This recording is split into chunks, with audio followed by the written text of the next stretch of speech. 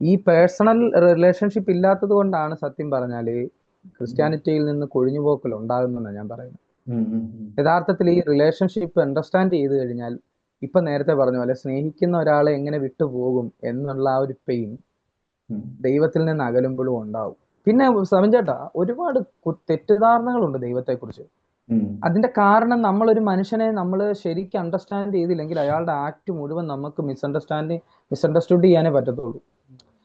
ഇപ്പം നമ്മൾ തമ്മിൽ ഒരു സ്നേഹബന്ധമുണ്ട്, ഒരു ബ്രദർലി സ്നേഹബന്ധത്തിൽ മുന്നോട്ട് പോയിക്കൊണ്ടിരിക്കുമ്പോൾ എൻ്റെ ഭാഗത്തു നിന്ന് ഒരു മിസ്റ്റേക്ക് ഉണ്ടായാൽ it is your responsibility to എന്താണ് ടു കറക്റ്റ് മീ, അല്ലേ?